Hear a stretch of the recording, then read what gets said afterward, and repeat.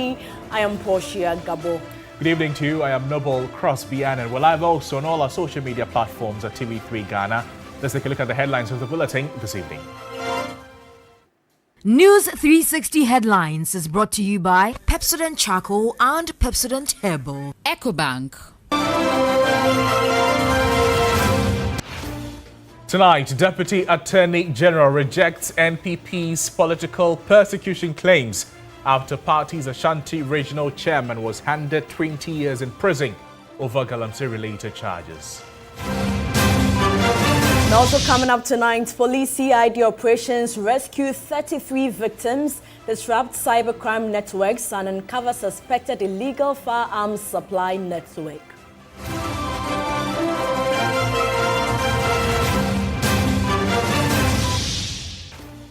Illegal miners continue operations near Agenda 111 site at Adansiaskwa in the Ashanti region.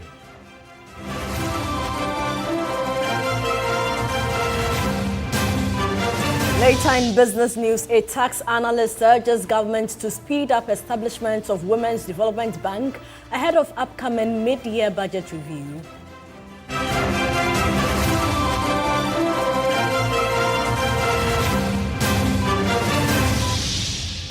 On the foreign front tonight, global hunger falls for the third straight year, but climate shocks and trade disruptions threaten continued progress worldwide by 2030.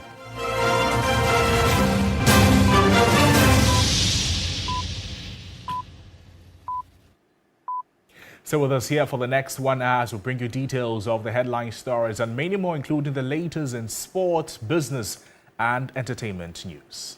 In our first story, Deputy Attorney General Dr. Justice Sremsai has rejected claims by the opposition NPP that the state is politically persecuting the party's Ashanti Regional Chair, Bernard Entwubu-Esiako, also known as Chairman Wontumi. Wontumi was convicted and sentenced to 20 years in prison over Galamsey-related charges. Most of the evidence that we have, the pieces of evidence that we have, which the judge relied on, came from their defense.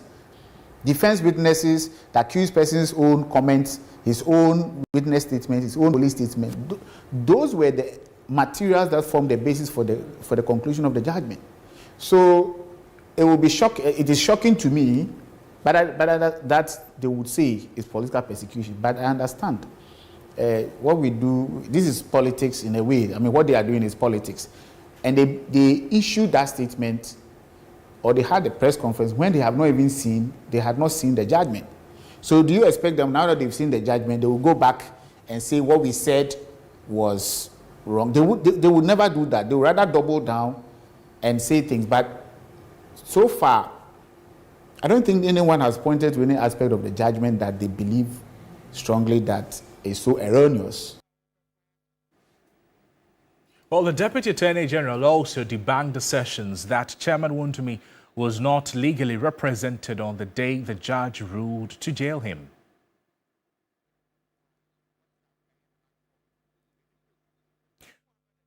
That sound from the Deputy Attorney General in a moment. But in the meantime, a senior political and history lecturer at the Kwame Nkrumah University of Science and Technology, Professor Samuel Edujemfi, says Wontumi's incarceration will not significantly affect the NPP's fortunes in the Ashanti region. He says it will rather provide the party with an opportunity to properly reorganize itself. Wontumi, a name which has dominated the opposition NPP's politics. In the last 8 years of the previous administration, his influence in the NPP intra-political affairs earned him the name the governor. Ashanti region is the heart of the party, of MPP party. A very controversial politician who is also loved by a section of his party supporters.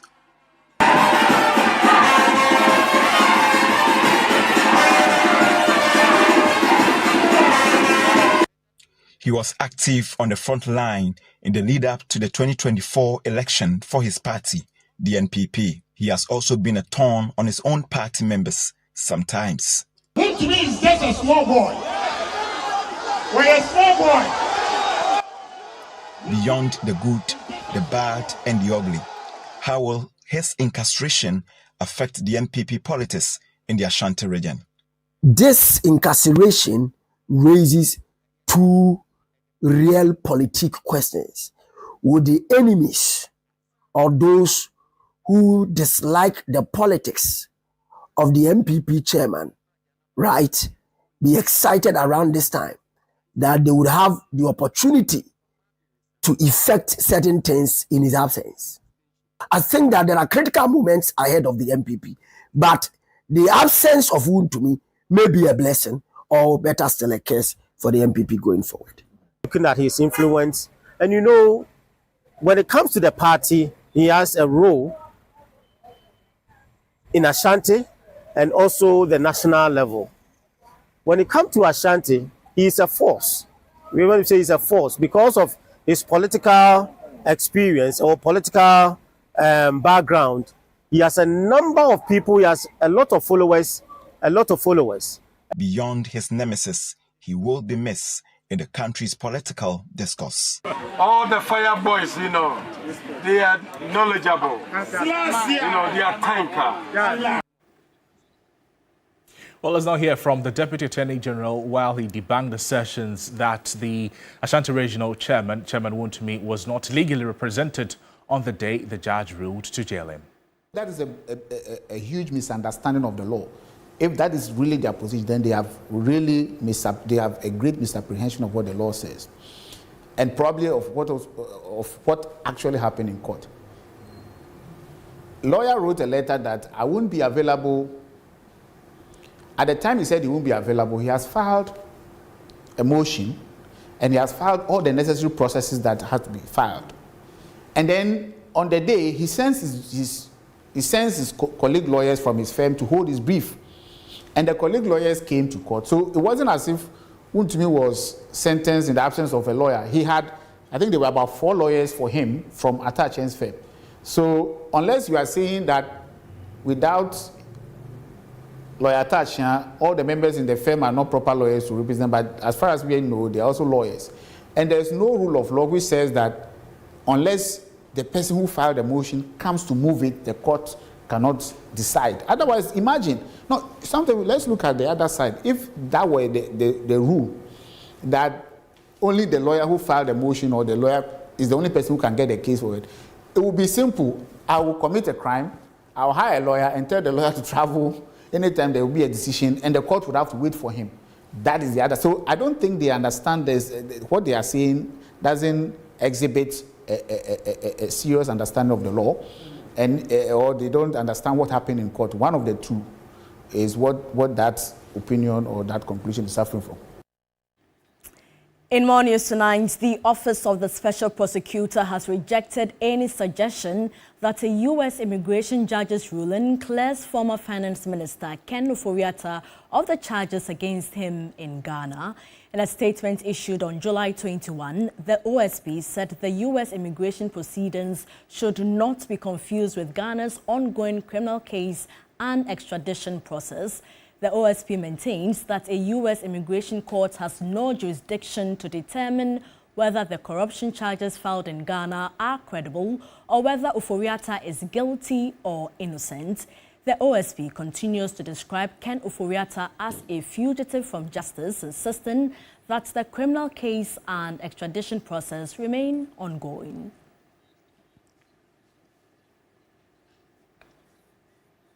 Well, let's go into the phone lines now and speak to a member of the legal team for the former Finance Minister Ken Ofori-Atta in Ghana, Frank Davis. Counsel, thank you so much for joining us. My first question to you is this, that does the reasoning contained in the U.S. Immigration Court transcript, does it vindicate your legal team's long-standing position that the allegations against Mr. Ofori-Atta are not supported by credible evidence? Good evening, but your line is a bit noisy, so I'm not hearing much, but I'll try. Good evening to your esteemed viewers and listeners. You know something? I just heard what you played from the Office of the Special Prosecutor. And let me make myself abundantly clear. There is no mistake on our part. both in our mind and thought, that the extradition proceedings, the immigration hearing, and the trials in Ghana stand separate and distinct from each other. Right. And nobody needs any education from the Office of the Special Prosecutor. Now, let me shoot straight into what you are. You see, if the Special Prosecutor will only pay attention to detail and read the ruling of the court, if he doesn't have it, he should take steps to procure it. Maybe he can go to his principal, Attorney General's office. They will furnish him with a copy of the ruling. Now, the decision was not made in a vacuum. There was representation from the Ghana side, and our counterpart lawyers in America also represented Kenneth Ofori-Atta. Now, certain materials were put before the judge by the Ghana side. And those documents contain a 200-page affidavit put forth by the office of the Special Prosecutor. Right? So the judge perused the documents and came to this conclusion. And let me quote the judge at the basis. The judge, before handing his ruling, said this: I have great experience in reviewing and considering allegations of corruption against government officials, fraud, embezzlement, and other similar wrongdoing. After a careful perusal of the 200-page plus affidavit in support, furnished by the Office of the Special Prosecutor, there is no persuasive proof or credible material evidence to found any criminal wrongdoing on the part of Kenneth Ofori-Atta. Right. This is a finding made by the judge. I didn't make that finding. All right? And we are saying that all along, we have been saying that the Office of the Special Prosecutor should pay attention to due process and bear true fidelity to the rule of law. So this vindicates your long-standing position. Yes. Great. This has been our long-standing position. My next question to you then. The Special Prosecutor should pay attention to detail and bear fidelity to the rule of law. Rightly so. My next question to you, Counsel, is that you've heard from the OSP. It says that it was not a party to the immigration proceedings and that the U.S. judge did not conduct a criminal trial or determine the merit of the charges in Ghana. My question then is that, do you think this is a fair legal distinction to make? Who has said that in the OSP was that? The OSP should be careful and stop misinforming and misguiding Ghanaians. I am asking you a simple question. The 200-page plus affidavit, which was sworn to by the Office of the Special Prosecutor and put forth by the Ghana side to the judge, did I manufacture it? The Special Prosecutor should stop being practical and stop all this waste of everybody's time. You have put forth material before the judge, together with the charges that you preferred against Kenneth Ofori-Atta. It was plain before the judge. The judge perused it, and he is a judge of the Court of Competent Jurisdiction. And he has made a finding on the materials that you put before him. Right. And he's saying that there is no evidence, there is no credible evidence of criminal wrongdoing on the part of Ofori-Atta. On the basis of that, he went ahead to make a ruling that he has granted his application for permanent resident status in America. What again does the Special Prosecutor want to hear? I see. Has anybody said that he was a party in that hearing? Counsel, thank you. Thank you. Thank you so much for your time with us on the program. Lawyer Frank Davis is a member of the legal team of the former Finance Minister, Ken Ofori-Atta, speaking with us there. To one of our headline stories, and the Ghana Police Service has rescued 33 victims in 3 intelligence-led operations targeting suspected human trafficking and cybercrime networks in part of the Greater Accra region. Some of the victims, aged between 15 and 24, were allegedly brought into Ghana under false pretenses and forced to engage in cyber-enabled fraud. The operations were conducted by the Criminal Investigations Department and the Ghana Police Service. Between July 3 and July 15, they followed intelligence gathered on suspected trafficking networks using residential apartments as bases for cyber fraud, as well as the illegal supply of weapons to individuals across the country. Commissioner of Police Lydia Yako-Donko is Director General of the Criminal Investigations Department of the Ghana Police Service. The first operation was carried out at Matayoko on July 3. 10 suspects were arrested from an apartment believed by police to have been used as a base for internet fraud. They were arrested at an apartment suspected to be used as an operational base for the activities. Preliminary investigations established that Collins Francis Olayi Ojo is the coordinator and leader of the group. He is accused of facilitating the movement of 9 Nigerian nationals from Nigeria to Ghana by road and subjecting them to cyber-enabled fraudulent activities under his direction. Days later, police moved into another suspected cybercrime base at Fafa community and later the Kwabenya community. 16 people were arrested, while laptops and mobile phones recovered have been secured for digital forensic examination.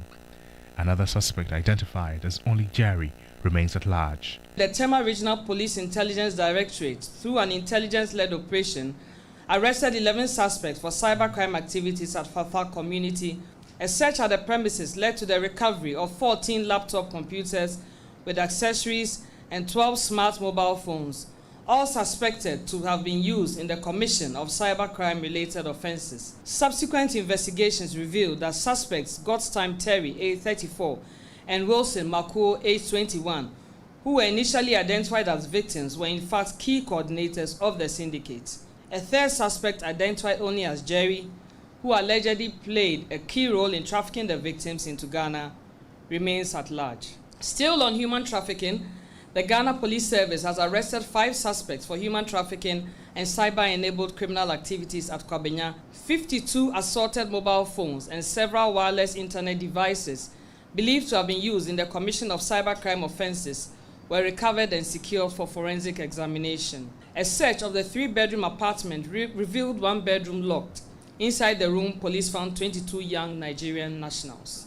Away from the cybercrime operations, the CID says it has also disrupted a suspected illegal firearms supply network in the Ashanti region. The Ghana Police Service has arrested 2 suspects in connection with the illegal trading of arms and ammunition in the Ashanti region, supplying different types of weapons to various buyers, including criminal elements. The team arrested the first suspect, Christopher Kupini, age 63. Further investigations led to the arrest of suspect Kwabna Tewia, age 56. A search conducted on him led to the recovery of the following weapons and ammunition: 1 Malik pistol, 1 Walter PK 380 pistol with 1 magazine, 1 Smith & Wesson pistol with 1 magazine, 1 Stoger STR series pistol with 1 magazine, 1 Taurus G2C pistol loaded with 5 rounds of live 9mm ammunition, 3 additional pistol magazines, 100 rounds of live 9mm ammunition, and 20 rounds of .380 auto PPU live ammunition.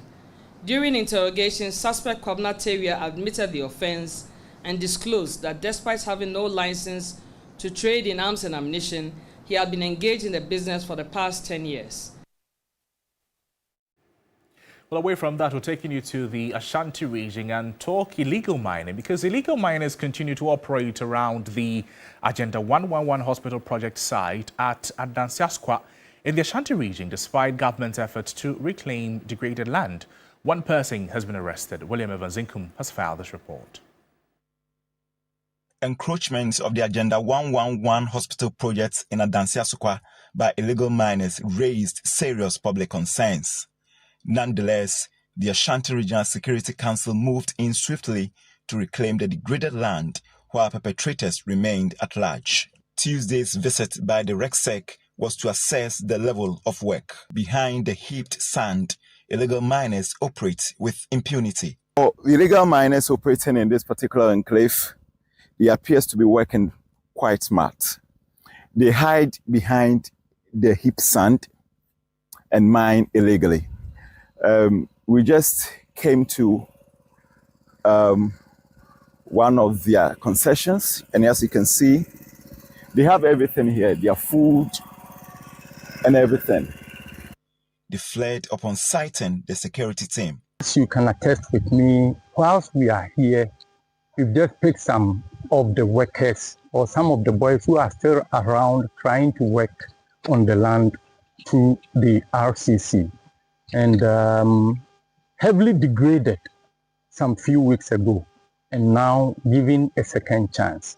So that is part of the fight for getting our lands back, and I can assure you we are going to take them on, especially the illegal miners who did that wrong in this place.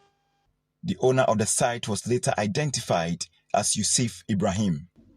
His identity was revealed following the arrest of one of his operators. The Ashanti Regional Coordinating Council is currently working with some experts to restore the degraded land. What we are doing, we call it the logis model. It is covering the pit, that is the backfilling, and then we employ science-based processes to now bring the land back to life. Away from the Ashanti region, leadership of the National Service Personnel Association, NASPA, has suspended with immediate effect the capacity building program and the associated deductions from service persons' allowances.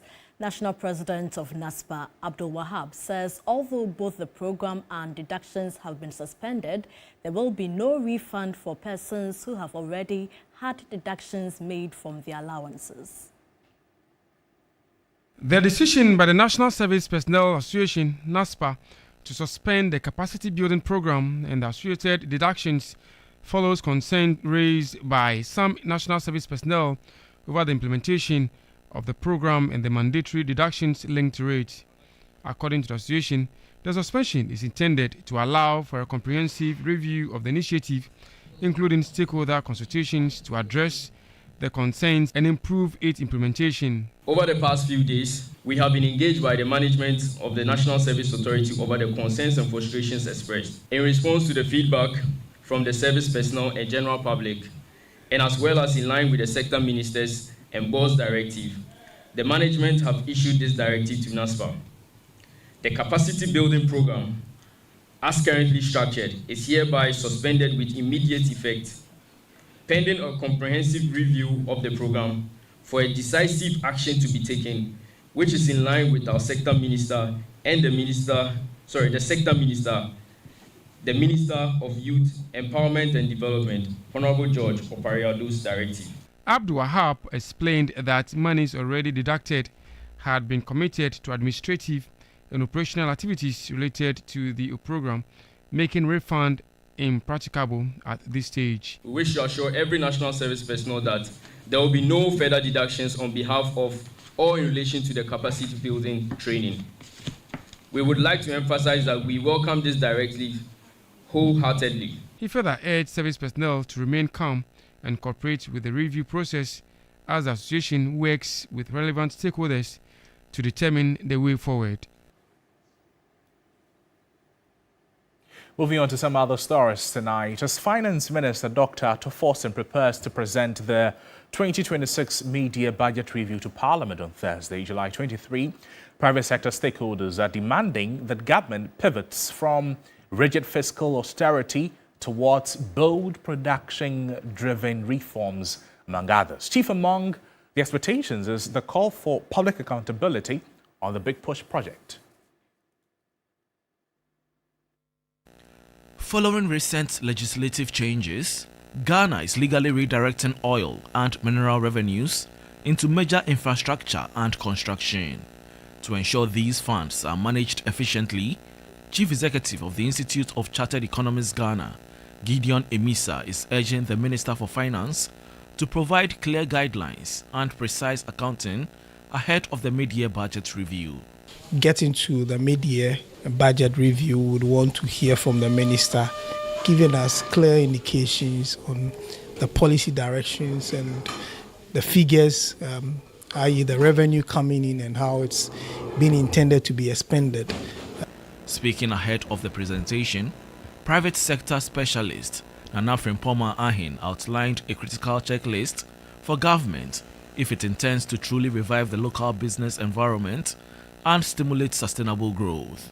I'd like to see some policy signals in the budget about reforms, ECG reforms or wider reforms. On private sector capital mobilization, I'd like to see a little bit more on a stronger FDI sort of strategy and market access for local companies to access other markets. I'd like to see a bit more of that. Executive Secretary of the Chamber of Petroleum Consumers, COPEC Ghana, Duncan Amwa, expects government to strengthen Ghana's strategic fuel reserve program. I think that the strategic reserve program would need to be funded, and so the minister should look at it in earnest and ensure that there's some little contribution out of the existing taxes that can be set aside so that when crude prices or finished product prices or plant prices are favorable or lower, we are able to buy some products and store. Tax analyst and executive director of Revenue Mobilization Africa, Geoffrey Okansi, wants government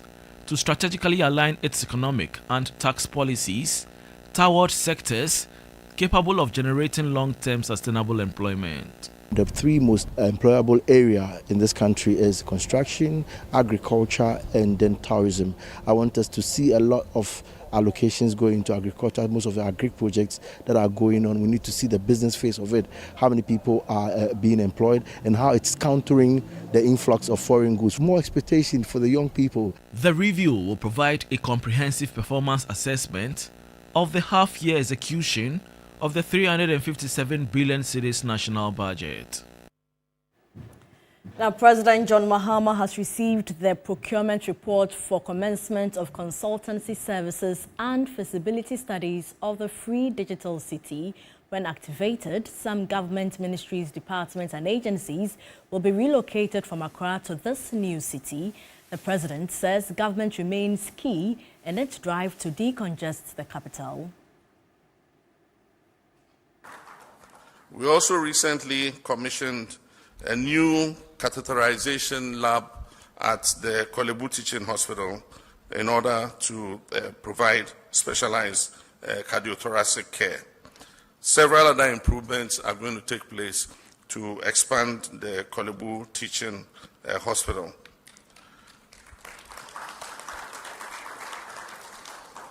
Greater Accra is also driving Ghana's digital transformation.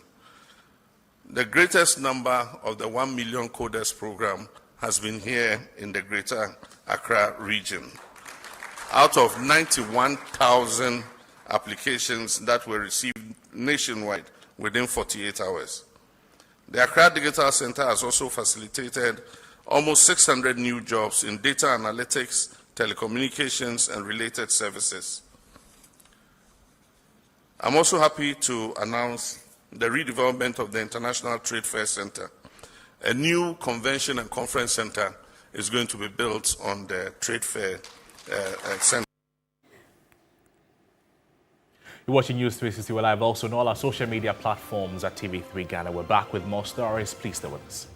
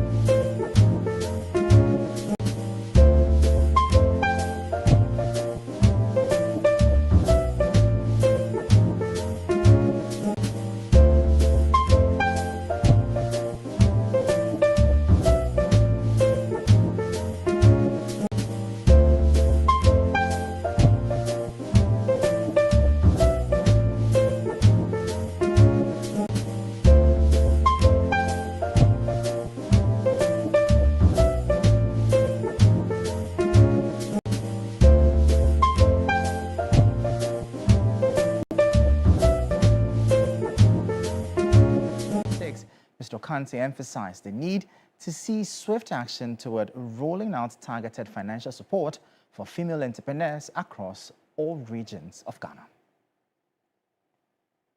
The Minister for Finance, Dr. Ofori-Atta, is expected to present the mid-year budget review to Parliament to update the nation on how fair fiscal policy execution and economic progress.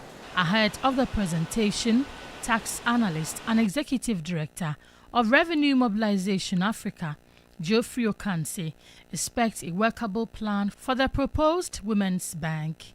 It's not only about building the markets, but it's also actually the startup capital for these young persons and the gender aspect of it. I mean, how many women are in the, the low bite businesses are getting support. And the Women's Bank, I wanted him to tell me something about how it's going to be accelerated into action and how many women are getting it from other parts of the country, and see how women businesses are going to be enhanced, so that all these ones will tell you that the vulnerable will be catered for.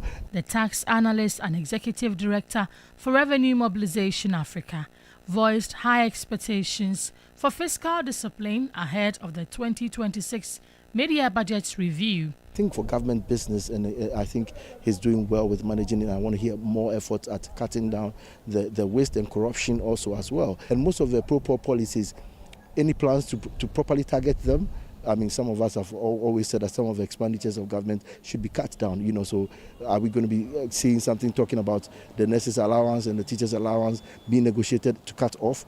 And then also, how are we going to be doing some of these pro-poor policies such that some of us who can afford to pay for our ward secondary school, can we have a broad discussion and cut it off government budget? Some of these things I want to see. As the clock ticks down to Thursday, July 23, all eyes remain firmly on Parliament, where Finance Minister Dr. Ofori-Atta will lay out the nation's financial roadmap for the second half of 2026. Meanwhile, ahead of the mid-year budget review, the Chamber of Bulk Oil Distributors Seaboard is calling for the government to scrap subsidies on Premix fuel. Speaking to the media, the Chamber's Chief Executive, Dr. Patrick Ofori, said funds currently allocated to the subsidy should instead be redirected towards infrastructure development in the affected communities. Our expectation is that at least a product like Premix, government should stop subsidizing. Why give what you don't have? And I don't think it's fair to our brothers in the sector. Allow them to have access to it and then escrow the subsidy amount and use it to develop infrastructure in those communities.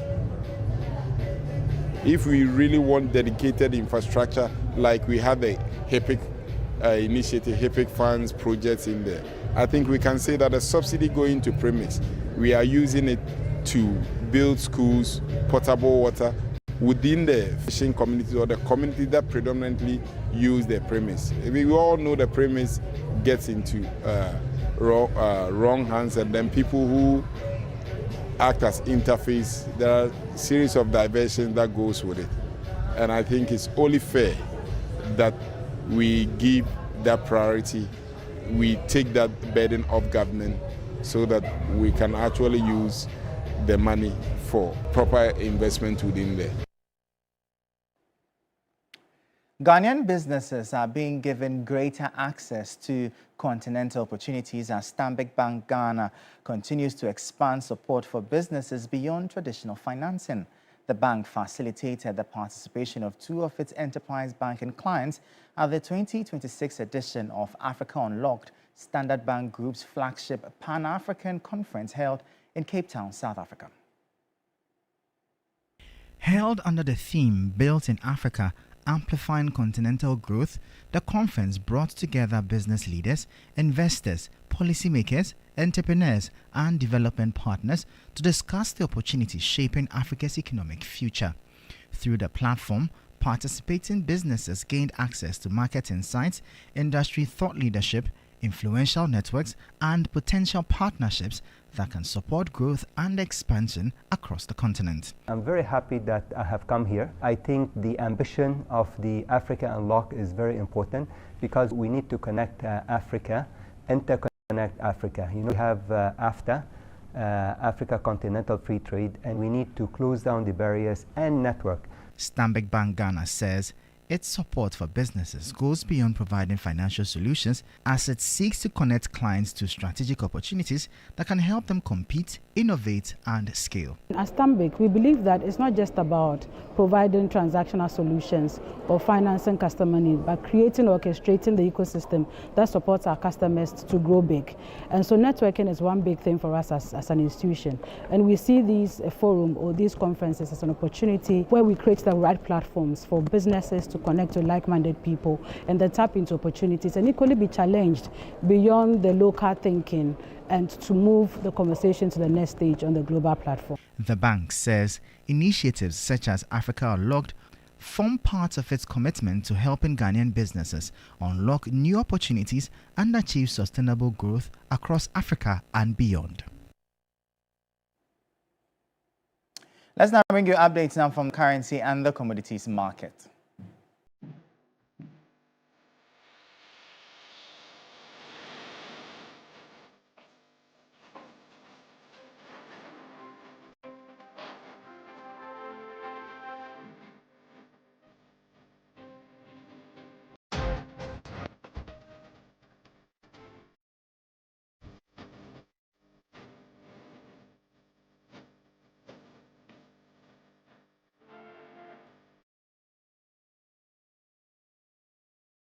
And that'll be all for the business segment here on News 360. I am Michael Obudu.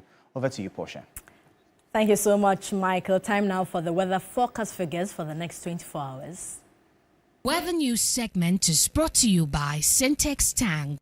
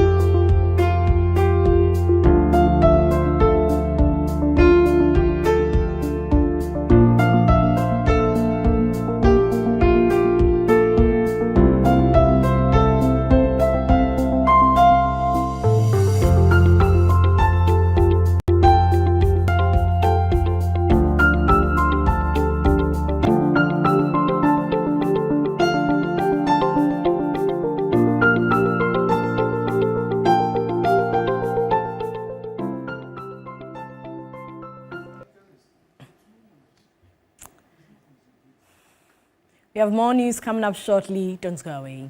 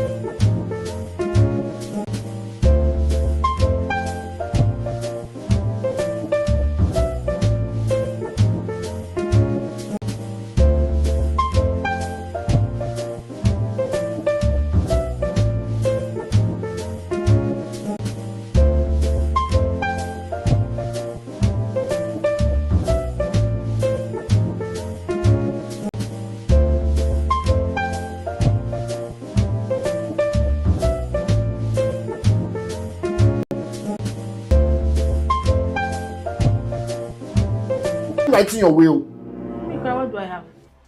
I'm rather waiting for yours. I'm planning my death. Ghanaian actor and content creator Jeffrey Norte believes one of the biggest mistakes many creatives make is trying to do everything by themselves.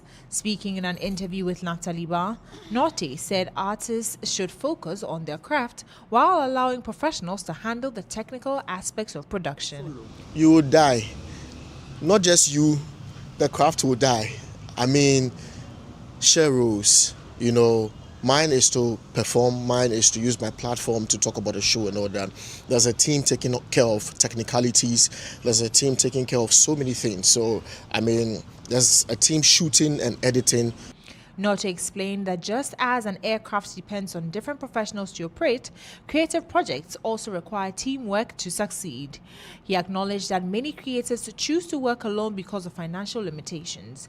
With production budgets often stretched, some prefer to handle every task themselves rather than hire additional hands. However, he believes that approach is not sustainable and can limit creativity and professional growth. Most creatives are doing everything on their own because the money is not much. You understand? So when they look at the money that the client brings, you know, and they are thinking about, I'm going to pay this person, that person, they rather do it on their own. And also, most creative people can do a whole lot of things. So I actually don't blame them. But moving forward, if you're growing, share the rules. According to him, working with a team also brings fresh ideas and different perspectives that can strengthen concepts, especially when creating content for brands or tackling new projects. He encouraged creatives to start small by working with people around them, and as their projects begin to generate income, reward those who contribute. You see, you might be creative, but someone might have a different POV when it comes to dealing with a particular content, brand, or topic. So it's good to work with a team. Start small. You not be saying go take some big person, come join your team. No, start with the people around you. Share. Make somebody hold camera. You know, if something small to come, give them something small. Like, yeah, appreciate the person. And trust me, somebody like that who is not a cameraman, say, hold this camera for me. Okay, I worked with this brand. This came out from it. So you should just take this 100 Ghana cedis. Trust me, the person will go learn camera work. This one, they forgive me. I know I do yawa. Yeah, make you not talk plenty. You dey go fast. Oh yawa. Hey, dragon. Yeah. No, RAP, your throat go make dragon. And that's it for the entertainment and news segment here on News 360. My name is Noella Donko. Thank you so much, Noella. On the international front, global hunger declined for a third consecutive year in 2025, with improvements recorded across every continent, although mounting risks from climate shocks and trade disruption could threaten further progress. The State of Food Security and Nutrition in the World report says around 645 million people, or 7.8% of the world's population, experienced hunger last year, down from 8.1% in 2024 and 8.6% in 2022. Progress was driven largely by gains in Asia, particularly India, as well as Latin America and the Caribbean.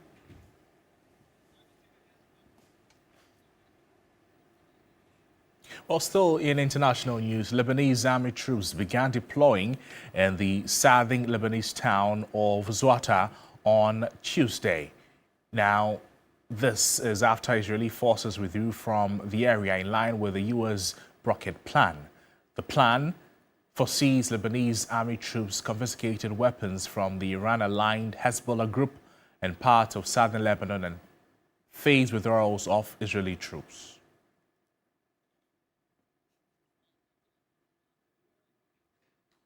We have details of these stories we've shared with you for the past hour on our website, 3news.com, and a lot more as well.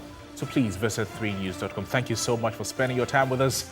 I am Noble Crosby Aden. And I am Portia Gabodu. John Beatrice Edo at 9 p.m. for Agenda, as well as Ghana Tonight at 10 p.m. with Alfredo Kanse. Good evening.